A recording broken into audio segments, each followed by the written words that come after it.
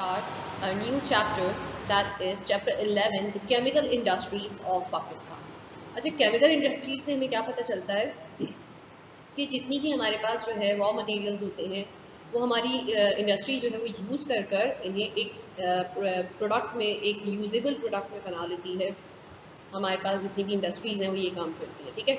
अच्छा, chemical industries से क्या मुराद है? जिनमें केमिकल्स इंक्लूड हों, कौन से डिफरेंट बहुत सारे केमिकल्स यूज़ होते हुए हमारे पास बहुत सारे एलिमेंट्स को मिलाकर कंपाउंड्स बनाकर जो है वो एक इंडस्ट्री बनाई जाए, उसे हम क्या कहते हैं? केमिकल इंडस्ट्री कहते हैं। और पाकिस्तान के लिए है तो फिर पाकिस्तान के लिए तो हम इजीली समझ सकते हैं, ठीक है। तो आज जो हमारा चैप्टर स्टार्ट है वो हमारे पास केमिकल इंडस्ट्रीज ऑफ पाकिस्तान है। तो हम आगे चलते हैं और इस पर डिस्कस करते हैं कि केमिकल इंडस्ट्रीज में हमारे पास क्या क्या चीज़ें आती हैं। सबसे पहले केमिकल इंडस्ट्रीज में पेंट्स आ जाते हैं, ठीक है। पेंट्स जो है वो हमारे पास एक लार्ज इंडस्ट्री है। बहुत सारे मतलब वर्ड्स में जो है आपके पास क्या है, पेंट्स यूज होते हैं, ठीक है। उसके बाद हमारे पास ये प्लास्टिक इंडस्ट्री है, यानी कि प्लास्टिक की फॉर्मेशन है कि प्लास्टिक को किस तरह यूज़ किया जा रहा है और बायोडिग्रेडेबल है या नहीं है, इसका यूज़ देखते हुए प्लास्टिक को प्रिपेयर किया जा रहा है। फिर आपके पास आ जाता है ये फर्टिलाइज़र इंडस्ट्री है। Fertiliser industry main industry of Pakistan है, यानी कि सबसे ज़्यादा जो है वो जानी मानी इंडस्ट्री आपके पास जो है वो फर्टिलाइज़र इंडस्ट्री है, ठीक है। उसके बाद ये आ गई आपके पास कॉटन या वूल वगैरह की जितनी भी इंडस्ट्री है जिसमें आपके पास कपड़ा बनता है, या आपके पास थ्रेड्स लगे हुए हैं, डिफरेंट कलर्स में ऊपर मौजूद हैं, नीचे वाइट कलर के थ्रेड्स हैं। अब इन थ्रेड्स को यूज़ करते हुए वो क्या बनाते हैं, वो आपके पास एक पूरा का पूरा क्लोथ बना सकते हैं, ठीक है। तो इतनी छोटी छोटी चीज़ों को यूज़ करते हुए वो क्या बना रहे हैं, बहुत बड़ी इंडस्ट्री बना। सही, आगे चलते हैं। आगे हमारे पास जो सबसे पहली इंडस्ट्री है वो हमारे पास आ जाती है फर्टिलाइज़र इंडस्ट्री, ठीक है। फर्टिलाइज़र इंडस्ट्री आप लोगों को अच्छी तरह पता है कि क्या होगा, कि फर्टिलाइज़र्स आपके पास जो है वो यूज़ हो रहे हैं कहाँ कहाँ। आपकी सॉइल को प्रिपेयर करने में बहुत ज़्यादा इनका हाथ है, क्रॉप्स को बढ़ाने में बहुत यूज़फुल है, ठीक है। तो ये एक इस तरह से एक व्यू है आपके पास, ऊपर पॉइंट में कर देती हूँ। ये देखें किस तरह से वो फर्टिलाइज़र को एक प्लांट की ग्रोथ के लिए यूज़ कर रहे हैं। फर्टिलाइज़र्स को हम कह सकते हैं कोई ऐसे केमिकल सब्सटेंसेज हैं जो क्या किए जाए, क्रॉप्स को दिए जाएँ, ठीक है, ताकि उनकी प्रोडक्टिविटी बढ़ाई जा सके। प्रोडक्टिविटी क्या होती है बच्चों? प्रोडक्टिविटी आपके पास उनकी जो है वो आपके पास प्रोडक्शन बढ़ाई जा सके। प्रोडक्शन क्या होती है कि आपके पास उनकी यील्ड हासिल हो सके ज़्यादा। आप किसी भी जगह पे हमारे पास पॉपुलेशन बहुत ज़्यादा है, ठीक है। अब उस पॉपुलेशन के मुताबिक ही हर जगह जो है वो फ्रूट्स या वेजिटेबल्स या और चीज़ें भेजी जाएगी। अब कम होने की सूरत में क्या होगा, स्कार्सिटी हो जाएगी। अब उस स्कार्सिटी से बचने के लिए क्या करते हैं, उसकी ग्रोथ को इंक्रीज कर देते हैं, ठीक है, प्रोडक्टिविटी को बढ़ा देते हैं। These are use by the farmers. अच्छा, ये फार्मर्स यूज़ करते हैं क्योंकि किसान जो है आपके पास वही काम कर रहे हैं, खेती बाड़ी कर रहे हैं। खेती बाड़ी करते हुए उन्हें इन चीज़ों का ख्याल रखना है कि किस चीज़ की प्रोडक्टिविटी से कितना इफेक्ट पड़ रहा है, ये सारी चीज़ें उनके लिए जानना भी ज़रूरी है, ठीक है। क्रॉप यील्ड को बढ़ाने के लिए the fertilizers contains essential nutrients. अच्छा, फर्टिलाइजर्स में कुछ एसेंशियल न्यूट्रिएंट मौजूद होते हैं जो क्या करते हैं, प्लांट के अंदर अगर इस न्यूट्रिएंट की कमी हो जाए तो वो उस कमी को फर्टिलाइजर के थ्रू पूरा कर रहे होते हैं। तो क्या है वो, कौन कौन से ऐसे एसेंशियल न्यूट्रिएंट्स हैं आपके पास, वो आ गए नाइट्रोजन, पोटेशियम एंड फॉस्फोरस, ठीक है। ये आपके पास जो है वो आ जाते हैं न्यूट्रिएंट्स, ठीक है। ऐसे एलिमेंट्स हैं, ऐसे न्यूट्रिएंट्स हैं जो प्लांट की ग्रोथ को इंक्रीज कर रहे हैं। अच्छा, yield of agriculture crop can be increase. अच्छा, फर्टिलाइजर्स के क्या क्या एडवांटेजेस हो सकते हैं कि एग्रीकल्चर की जो यील्ड है वो बढ़ाई जा सकती है। एग्रीकल्चर की यील्ड यानी कि आपके पास जो क्रॉप्स होंगी उनको इंक्रीज किया जा सकता है। उनका यूज़, अगर पीपल ज़्यादा है, पॉपुलेशन ज़्यादा है, तो ऑब्वियसली हर चीज़ का यूज़ भी बढ़ जाता है। तो इन फर्टिलाइजर्स के थ्रू हम जो काम सालों में करवाते थे वो हम 6 महीने के उससे करवा लेते हैं, रफे से, ठीक है। तो वो जो क्रॉप हमें 1 साल में मिलनी होती है वो हमें फर्टिलाइजर के थ्रू 6 महीने में मिल जाती है। ये प्लांट की डेफिशिएंसी या सॉइल की डेफिशिएंसी को कम करता है, मतलब बढ़ा देता है। उसकी सॉइल की अगर डेफिशिएंसी है, यानी कि उसमें सॉइल में अगर कोई कमी मौजूद है तो ये फर्टिलाइजर्स क्या करते हैं, उस कमी को पूरा कर देते हैं। And again make it fertile, तो यानी कि आप उसको क्या काम करेंगे, उसको दोबारा फर्टाइल की तरफ ले जाएंगे। किसी भी चीज़ के अंदर कोई कमी हो जाती है तो वो डेफिशिएंसी है, ठीक है। अब वो डेफिशिएंसी में कोई भी चीज़ ग्रोथ तो नहीं कर सकती, उस ग्रोथ को बढ़ाने के लिए या उसकी डेफिशिएंसी को ओवरकम करने के लिए प्लांट के लिए अगर हम कर रहे हैं तो फिर हम उसे क्या करेंगे, फर्टिलाइजर प्रोवाइड करेंगे। अच्छा, अब जिस सॉइल की पीएच आपके पास अबव 10 हो या बिलो 3 हो, above 10 या below 3 तो वो आपके पास स्टेराइल होती है, यानी कि स्टेराइल, उसमें कोई ग्रोथ नहीं हो सकती, उसमें कोई क्रॉप नहीं लग सकती, वो किसी काम की सॉइल होती है। ठीक है, अब इस सॉइल के अंदर क्या किया जाता है, फर्टिलाइजर्स को ऐड किया जाता है। अब वो फर्टिलाइजर ऐड करने के बाद क्या काम करते हैं, उस सॉइल की जिसकी pH 10 है या बिलो 3 है, अबव 10 और बिलो 3, तो उसकी pH को न्यूट्रल पे 7 पे पहुंचा देता है। ठीक है, अल्कलाइन कर देगा, या तो न्यूट्रल कर देगा या 7 से 8 तक पहुंचा देगा, यानी कि उसकी pH को अल्कलाइनिटी की तरफ पहुंचा देगा। ठीक है, तो ये हो गया आपका फर्टिलाइजर्स का इंट्रोडक्शन, थोड़ी सी इसकी इंपॉर्टेंस। अच्छा, अब टाइप्स ऑफ फर्टिलाइजर्स पे चलते हैं। दो तरह के फर्टिलाइजर्स हैं हमारे पास, एक हो गए ऑर्गेनिक फर्टिलाइजर्स और एक हो गए मिनरल फर्टिलाइजर या इनऑर्गेनिक फर्टिलाइजर। ठीक है, ऑर्गेनिक फर्टिलाइजर और इनऑर्गेनिक फर्टिलाइजर। अच्छा, ऑर्गेनिक फर्टिलाइजर्स में कौन कौन सी चीज़ें आ सकती हैं, ऑर्गेनिक फर्टिलाइजर्स में आपके पास मैन्योर्स आ सकते हैं। ठीक है, ऐसी चीज़ें जो आपको नेचुरली मिलती हैं, नेचुरली। अच्छा, मैन्योर्स कह सकते हो आप कि वेस्ट ऑफ एनिमल्स। ठीक है, एनिमल्स का जितना भी वेस्ट है आपके पास वो क्या है, मैन्योर्स कहलाता है। ठीक है, एनिमल वेस्ट को आप मैन्योर कहते हो। फीड जितनी भी है वो आपके पास बाजरा और इस तरह की चीज़ें, ये भी क्या होती है, ये आपके पास मछली मतलब फिश वगैरह के वेस्ट से बनती हैं। फीड्स आपके पास जो है वो क्या होंगे, रूट्स प्लांट की और बहुत सारी इस तरह की चीज़ें जो है वो बैक्टीरियल डिकम्पोजिशन के बाद जो चीज़ बन रही है आपका फीड्स कहला रही है, फर्टिलाइजर्स एंड ह्यूमस। ठीक है, ह्यूमस आपको पता है कि अगर आपका जितना भी मटेरियल है वो किसके साथ, सॉइल के साथ मिल जाए, लाइक अगर फॉसिल्स मौजूद हैं। ठीक है, फॉसिल्स किस तरह होते हैं कि बहुत सारे टाइम पास में आपके पास बहुत सारा जब वक्त गुजर गया, अब वो प्लांट्स और एनिमल्स के जो है वो पीछे कुछ चीज़ें बच जाती हैं, तो उनका क्या होता है आपके पास, वो सॉइल के साथ मिलकर एक ह्यूमस, एक round ball like structure humus बना लेता है, जिसमें ज़्यादातर क्वांटिटी सॉइल की होती है और एनिमल और प्लांट के फॉसिल्स होते हैं, तो आप इसे क्या कहते हो, ह्यूमस कहते हो। ठीक है, इनऑर्गेनिक पे चलते हैं। इनऑर्गेनिक फर्टिलाइजर्स में कौन कौन से आ जाते हैं, ये आपके पास जो है वो सिर्फ एलिमेंट्स आ जाते हैं, यानी हम मिनरल्स भी कह सकते हैं, सिर्फ एलिमेंट्स आ जाएंगे। नाइट्रोजन इसमें ज़्यादा इंक्लूडेड है, फॉस्फोरस है एंड पोटेशियम। ठीक है, ये तीन एलिमेंट्स जो हैं वो मिलकर आपके पास इनऑर्गेनिक फर्टिलाइजर्स बनाते हैं। अच्छा, अब ये देखो, इनऑर्गेनिक फर्टिलाइजर्स हैं आपके पास, पहले वो किस तरह, अब ऑर्गेनिक फर्टिलाइजर किस तरह वर्क करेंगे। ऑर्गेनिक फर्टिलाइजर सबसे पहले जो है, जैसे एनिमल का वेस्ट ले लेते हैं, आपके पास एनिमल वेस्ट यहाँ पर है। ठीक है, अब वो क्या काम कर रहा है, ऑर्गेनिक मैटर में कन्वर्ट होता है, पहले मिट्टी में वो थोड़ा सा अंदर जाता है, वो ऑर्गेनिक मैटर बनता है। ऑर्गेनिक मैटर के बाद वो क्या काम करता है, सॉइल न्यूट्रिएंट्स, यानी कि सॉइल के जितने भी न्यूट्रिएंट्स हैं वो उस ऑर्गेनिक मैटर के साथ उसको डिकम्पोज करते हैं, फिर माइक्रो ऑर्गेनिज्म उसकी डिकम्पोजिशन करते हैं, उसकी एब्जॉर्प्शन करते हैं, और फिर वो क्या कहते हैं, प्लांट रूट्स डिकम्पोज होने के बाद, वो जितना भी ऑर्गेनिक मैटर है वो डिकम्पोज होने के बाद क्या काम कर रहा होता है, वो आपकी प्लांट की रूट्स उन्हें एब्जॉर्ब कर रही होती हैं और प्लांट को न्यूट्रिशन मिल रही होती है। ये आपके पास ऑर्गेनिक का पूरा प्रोसेस होता है। ठीक है, ऑर्गेनिक किस तरह होता है कि डायरेक्टली जो है वो प्लांट को एनिमल वेस्ट मिला, उसने जो है वो उसको ऑर्गेनिक मैटर में कन्वर्ट किया, यानी कि मिट्टी में और उन दोनों का मिक्सचर बन जाएगा, ह्यूमस टाइप बन जाएगा। ह्यूमस बनने के बाद वो है क्या काम करेगा, उसके जितने भी आपके पास माइक्रो ऑर्गेनिज्म उस सॉइल में मौजूद होंगे वो उसको डिकम्पोज करेंगे स्मॉल कंपोनेंट्स के अंदर, छोटी छोटी चीज़ों के अंदर, और फिर क्या काम होगा, वो न्यूट्रिएंट्स जो है वो प्लांट एब्जॉर्ब कर लेगा by the help of the roots absorb करेंगी और फिर पूरे प्लांट को पहुँचा देंगी। जबकि अगर हम इनऑर्गेनिक या मिनरल या सिंथेटिक फर्टिलाइजर की तरफ जाएं तो वो क्या करते हैं, वो डायरेक्टली प्लांट में दिए जाते हैं, बनाते हैं। सिंथेटिक का मतलब उनको बनाया गया है, उनको इतना तैयार कर दिया है कि इस सारे प्रोसेस से गुजरना ही नहीं पड़ रहा, वो डायरेक्टली अगर मैं उसको सॉइल में डालूंगी तो प्लांट की रूट्स उसे इजीली एब्जॉर्ब करके पूरे प्लांट्स को पहुंचा देंगी। तो ये फ़र्क है इन दोनों में, ऑर्गेनिक में और सिंथेटिक में। सिंथेटिक हम इजीली अच्छा, सिंथेटिक चीज़ें की क्यों जाती है, बनाई की जाती है आर्टिफिशियल, ताकि इंसान की हेल्प हो सके, ताकि जो काम, अब देखो ये वाला काम टाइम कंज्यूमिंग है काफ़ी ज़्यादा, अब ये काम, इस काम में कितनी लेस कंज्यूम हो रहा है टाइम, सही है। तो जो चीज़ हमें इस मेथड के थ्रू 1 साल के अंदर मिल रही है वो इस मेथड के थ्रू हमें 6 मंथ में मिल रही है, तो ये थोड़ा सा डिफरेंस आ जाता है। ठीक है, अच्छा, बेस्ड अपॉन द ओरिजिन के ऑर्गेनिक फर्टिलाइजर्स कहाँ से मिलते हैं आपके पास, वही बात है कि जो है ये एनिमल की एक्सक्रीट से मिलते हैं, ह्यूमन एक्सक्रीट से मिलते हैं, वेजिटेबल मैटर से मिलते हैं, मतलब पील्स होते हैं ना, जैसे छिलके वगैरह वेजिटेबल्स के, उनसे, और इन्हें नेचुरल फर्टिलाइज़र भी कहा जाता है। और कॉमन सॉल्ट से भी मिल सकते हैं, यानी कि ये अमोनिया से, यूरिया से, इन चीज़ों से ज़्यादा इजीली हासिल किए जा सकते हैं। इनऑर्गेनिक में आपके पास क्या क्या चीज़ें आ जाती हैं?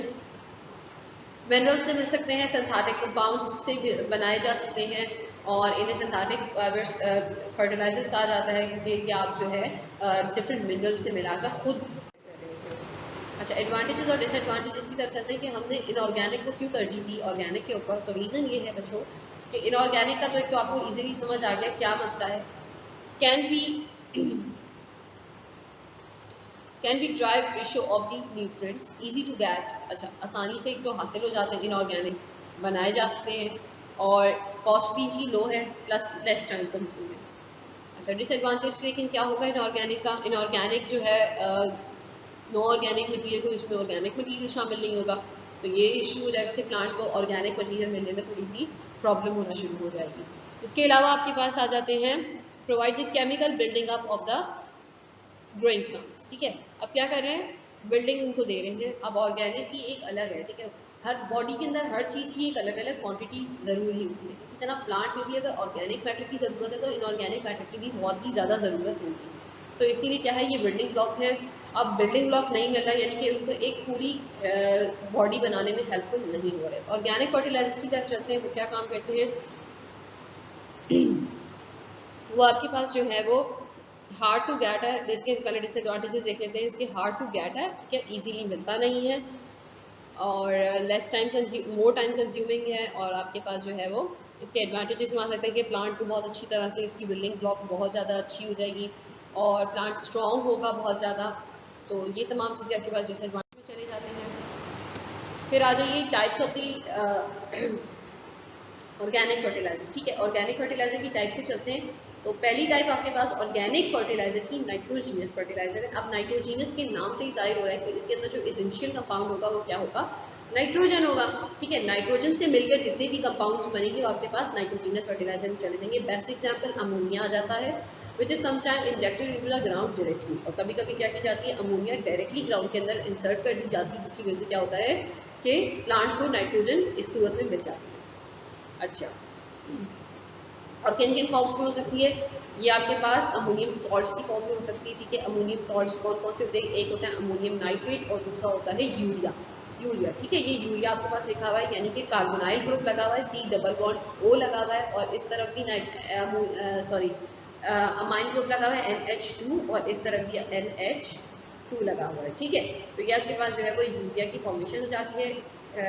देखो इसमें भी नाइट्रोजन मौजूद है, अमोनिया में भी, अमोनियम सॉल्ट में भी नाइट्रोजन मौजूद है, और दूसरा किसमें मौजूद है? अमाइन मौजूद है यूरिया के अंदर। तो जितने भी नाइट्रोजनस फर्टिलाइजर्स होते हैं इनमें आपके पास क्या मौजूद है? आपके पास इनमें नाइट्रोजन लाजमी है।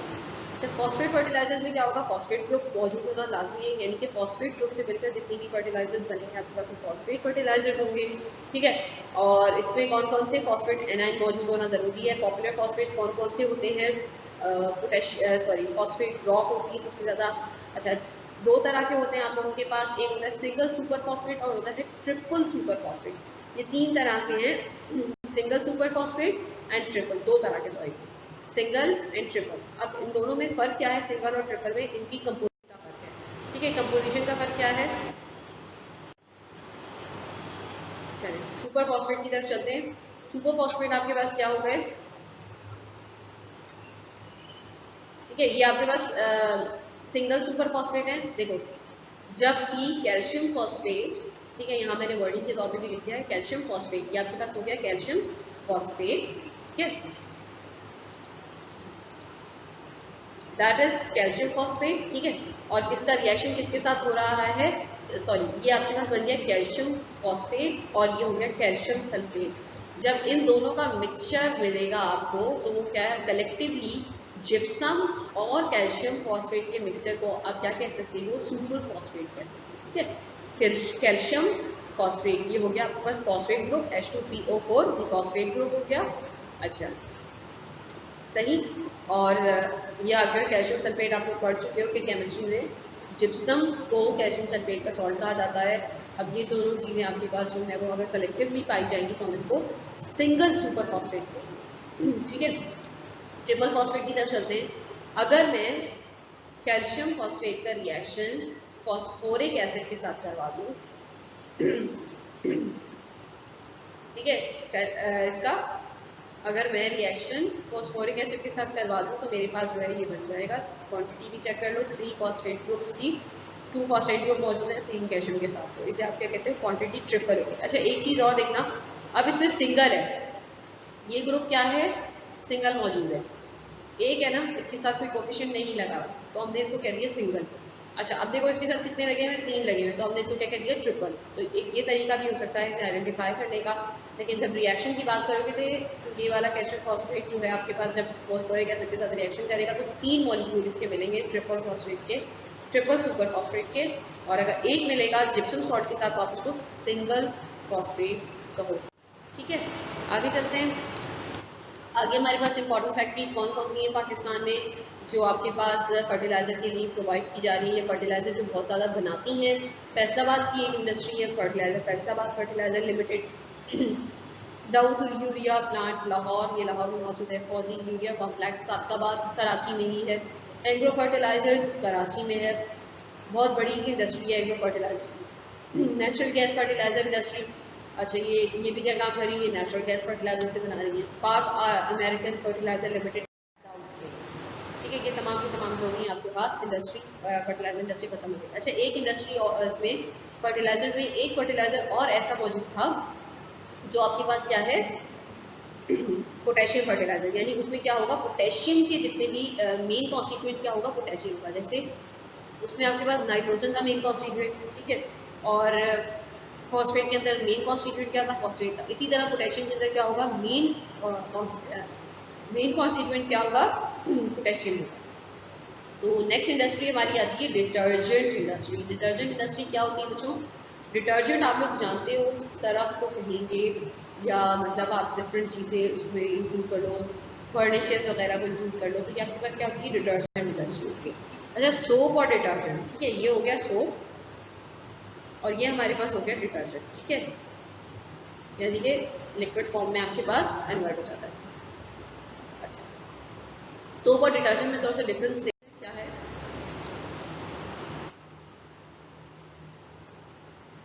चलो पहले डिटर्जेंट की बात करते हैं। डिटर्जेंट हमारे पास क्या था, they are the soapless cleaning unit, यानी कि इसमें सोप नहीं बनता, ठीक है, झाग इतनी ज़्यादा नहीं बनती एज कम्पेयर टू सोप। अगर देखा जाए तो सोप लेस इसलिए कहा है कि इसके अंदर झाग इतनी ज़्यादा नहीं बनती।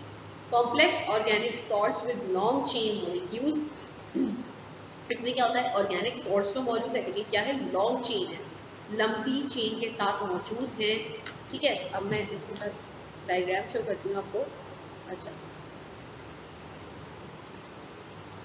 ठीक है, आपके पास लॉन्ग चेन हो गई कंपाउंड की, या आपके पास लॉन्ग चेन बनी आ रही है, या आपके पास जितने भी हो गए कॉमन डिटर्जेंट का स्ट्रक्चर है, यहाँ से लेकर यहाँ तक लॉन्ग चेन है, और ये ग्रुप जो है आपको बताता है, इस ग्रुप को देखते हुए हम बताते हैं कि ये सोप है या डिटर्जेंट है, ठीक है। तो ये आपके पास हो गया। अच्छा इसके हेड को आप क्या करते हो, इसके हेड को आप हाइड्रोफिलिक हेड कहते हो, यहाँ से लेकर यहाँ तक ये हाइड्रोफिलिक होता है और ये होता है हाइड्रोफोबिक, ठीक है। इतना एरिया जितना हो गया, ये लॉन्ग चेन हो गया, ये हाइड्रोफोबिक हो गया, ये हाइड्रोफिलिक हो गया, ठीक है। और क्या काम करता है ये आपके पास, हार्ड वाटर के साथ बहुत इजीली जो है वो रिएक्ट कर जाता है और झाग बना लेता है, यानी कि हार्ड वाटर क्या, खारा पानी, खारे पानी के साथ ये आसानी से रिएक्ट करता है और क्या बना लेता है, सोप बना लेता है, ठीक है। लेकिन अगर मैं सोप की बात, अच्छा इसमें जो हेड होता है आपके पास, जो हम हाइड्रोफिलिक रीजन की बात कर रहे थे, मैं बता देती हूँ आपको। ये देखो हाइड्रोफिलिक रीजन है, ये हो गया हाइड्रोफिलिक रीजन और ये हो गया हाइड्रोफोबिक रीजन, सही। इसमें सोप के अंदर क्या होता है, हाइड्रोफिलिक रीजन जो होता है आपके पास वो हमेशा कार्बोक्सिलेट आयन होता है सोप के अंदर। मैंने आपको अभी पहले भी बताया कि हमारे पास क्या होगा, ये चीज़, इस चीज़ पे हम डिसाइड करेंगे कि आइदर ये सोप है या डिटर्जेंट है। तो सोप के अंदर जो हाइड्रोफिलिक ग्रुप है वो आपके पास क्या होगा, कार्बोक्सिलेट होगा। जबकि डिटर्जेंट की बात अगर हम करें तो डिटर्जेंट में हमारे पास ये हेड होगा सल्फेट ग्रुप, ठीक है, SO3, पीछे पढ़ चुके हो SO3, सही। अच्छा, लेस इफेक्टिव देन डिटर्जेंट्स, ये बहुत इफेक्ट, इतना ज़्यादा इफेक्ट नहीं करती। साबुन अगर यूज़ करोगे कपड़े धोने के लिए तो क्या इफेक्ट होता है, इतनी आसानी से साफ हो जाएगा, या अगर हम इस सरफ यूज़ करेंगे तो वो ज़्यादा अच्छे तरीके से साफ करेगी। Less reactive in hard water, जब भी सोप हार्ड वाटर के साथ रिएक्ट आता है तो वो आपके पास वो प्रिसिपिटेट बनाता है, कभी भी झाग नहीं बनाएगा, ठीक है। लेकिन सरफ क्या करता है, वो झाग बना देता है। अगर खारे पानी के साथ आप नमक उसका साबुन का रिएक्शन कराओगे तो आपके पास प्रिसिपिटेट बन जाएंगे, लेकिन वो कभी भी झाग नहीं बनाएगा। लेकिन और जितने भी आपके पास डिटर्जेंट्स होते हैं वो इजीली खारे पानी के साथ रिएक्शन कर लेते हैं और क्या बना देते हैं, आपके पास झाग बनाना शुरू करते हैं, इसका हम बनाते हैं। अच्छा, कैल्शियम जो है वो आपके पास मौजूद होंगे, ठीक है। कैल्शियम आपके पास क्या मौजूद है, कैल्शियम आयंस मौजूद होंगे, और मैग्नीशियम आयंस को आप क्या कहते हो, हार्ड वाटर में का कॉन्स्टिट्यूएंट कहते हैं। यानी कि जो हार्ड वाटर है वो किससे मिलकर बनता है, कैल्शियम आयंस और ठीक है। अच्छा, हाइड्रोफोबिक रीजन क्या होता है, longest part of the chain होता है, नॉन पोलर पार्ट होता है। नॉन पोलर पार्ट कैसे कह सकते हो, यानी कि ऑर्गेनिक पार्ट होगा, ठीक है, ऑर्गेनिक पार्ट होगा। हाइड्रोफोबिक रीजन क्या है आपके पास, longest part of the chain है, सबसे लंबा, जो लंबा वाला पार्ट था वो आपके पास क्या कह रहा था, हाइड्रोफोबिक कह रहा था, ठीक है। अच्छा, उस हाइड्रोफोबिक को, हाइड्रोफोबिक का मतलब क्या होता है, जिसको वाटर से एलर्जी हो, ठीक है। हम लोग कहते हैं हाइड्रोफोबिक, दैट मीन्स वाटर से एलर्जी हो। अब ये क्या है, वाटर आपके पास पोलर है, तो जिस चीज़ को भी उससे एलर्जी होगी तो वो क्या होना चाहिए, उसका ऑपोजिट होना चाहिए। तो वो क्या होना चाहिए, वो पार्ट क्या होगा, नॉन पोलर। और नॉन पोलर ही आपके पास ऑयल वगैरह होते हैं, वो भी नॉन पोलर होते हैं। तो नॉन पोलर अट्रैक्ट करते हैं दूसरे को। जैसे इस नॉन पोलर पार्ट के थ्रू क्या होगा, ये चीज़ अट्रैक्ट हो जाएगी, grease and oil dissolve in the hydrophobic region and removes it. तो ग्रीस और ऑयल कहाँ पे डिजॉल्व होगी, हाइड्रोफोबिक रीजन में, उस लॉन्गेस्ट चेन के ऊपर। ग्रीस और ऑयल आपके पास क्या होगा, वो उसके ऊपर आके अटैच हो जाएगा, ठीक है, और उसके अंदर आके डिजॉल्व होना शुरू हो जाएगा। ग्रीस और ऑयल हाइड्रोफोबिक पार्ट के ऊपर आके डिजॉल्व हो जाएगा, ठीक है। और जब क्या होगा, पानी हम फेंकना शुरू करेंगे, सही। अच्छा, बाहर वाले एरिया पे क्या होगा, अच्छा आगे चलते हैं, इसमें देखो इजीली समझ आ जाएगा इस तरह। इसको वाटर रिपेलिंग साइट भी कह सकते हैं, जैसे कि वाटर रिपेलिंग जो पानी से दूर हो, ठीक है। पानी से दूर हाइड्रोफोबिक तो पता है। अब देखो यहाँ पर मैंने एक चेन की है, ये हो गई हाइड्रोफोबिक, सही है। इस चेन में क्या होगा, जितने भी आपके पास ऑर्गेनिक कंपाउंड्स होंगे, इन ऑयल, ग्रीस, ये तमाम चीज़ें इसके ऊपर आके चिपकना शुरू हो जाएंगी, इसके ऊपर डिजॉल्व होना शुरू हो जाएंगी। जब वो इसके ऊपर डिजॉल्व होगी, soluble in oil and grease, ये पार्ट क्या है, ऑयल और ग्रीस में सॉल्युबल हो जाएगा। जबकि ये पार्ट किसके अंदर सॉल्युबल होगा, पोलर है, देखो पोल्स बने हुए हैं, नेगेटिव पॉजिटिव पोल्स बने हुए हैं। जब यहाँ पोल्स बनते हैं तो ये किस में डिजॉल्व होना चाहिए, ये पोलर सॉल्वेंट में डिजॉल्व। पोलर सॉल्वेंट क्या होता है, पानी, ये वाला पोर्शन पानी को अट्रैक्ट करेगा और उसमें डिजॉल्व होगा, ये वाला पोर्शन ऑयल को अट्रैक्ट करेगा और उसमें डिजॉल्व होगा। अब जब क्या करोगे, ये वाला एरिया पानी के साथ अट्रैक्ट हुआ हुआ है, ठीक है, ये पानी के साथ, वाटर के साथ हुआ हुआ है। जब तुम क्या काम करोगे, वाटर को बाहर फेंकना शुरू करोगे, तो ये पूरी चेन बना के ऑयल को और ग्रीस को भी अपने साथ ले जाएगी, ठीक है। पूरी चेन बनाकर ऑयल को और ग्रीस को अपने साथ ले जाएगी, सही।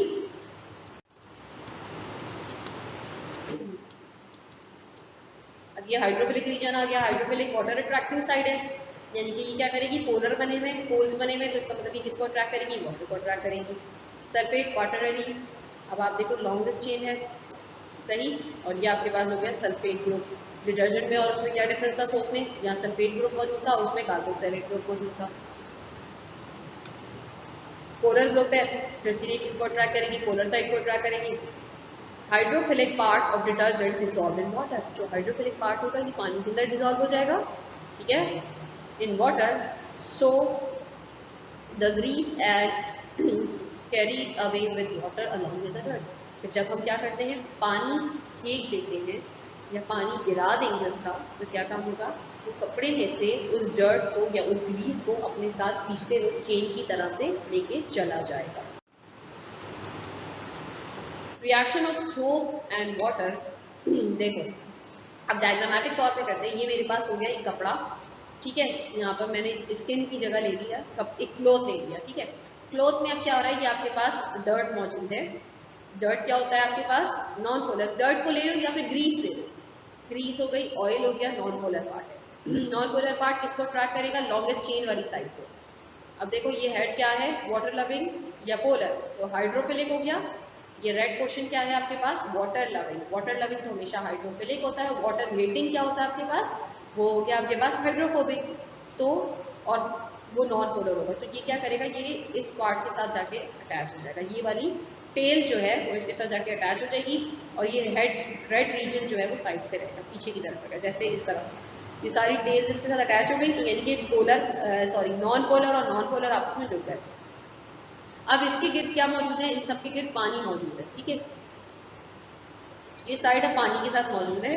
अब जब हम क्या करेंगे, ये दोनों आपस में रिएक्शन करेंगे। ये साइड्स आपस में क्या काम करेंगे? रिएक्शन कर लेंगी। और जब मैं पानी फेंकूंगी तो ये मॉलिक्यूल्स को साथ लेता हुआ, इस डर्ट को साथ लेता हुआ बाहर चला जाएगा, ठीक है। ये एक जनरल मेथड है डिटर्जेंट के वर्किंग। कौन कौन से डिटर्जेंट्स आपके पास जो है वो पाकिस्तान में यूज़ हो रहे हैं? वॉशिंग पाउडर्स हैं, वॉशिंग लिक्विड्स हैं, some brands name of washing powder like Bright, Surf Excel, etc. Different detergents can be produced by changing or inserting more than one ionic group. अच्छा, डिफरेंट डिटर्जेंट्स आप लोग बनाते हो, पाकिस्तान में कैसे बनते हैं? बहुत सारे बोला ममालिक में इसी तरह बनते हैं डिटर्जेंट्स जो बनते हैं। तो आपके पास किस तरह बनेंगे बच्चों? सिर्फ आयनिक ग्रुप को चेंज करते हैं। यहाँ पर जो सल्फेट ग्रुप मौजूद था, ठीक है, एस इस तरह से एक सल्फेट ग्रुप मौजूद था, अभी आप लोग पढ़ चुके हो, SO3 ग्रुप मौजूद था, सही है। तो अब ये क्या काम करेगा? SO3 ग्रुप, ये देखो, अब मैं इस सल्फेट ग्रुप को अगर रिमूव कर कर इसकी जगह कोई और ग्रुप लाके अटैच करना चाहती हूँ, तो क्या होगा? मेरा डिटर्जेंट चेंज हो जाएगा, ठीक है। तो इसी तरह डिफरेंट जो ये आपके पास ब्रांड्स बने हुए हैं, इन ब्रांड्स ने भी यही काम किया है।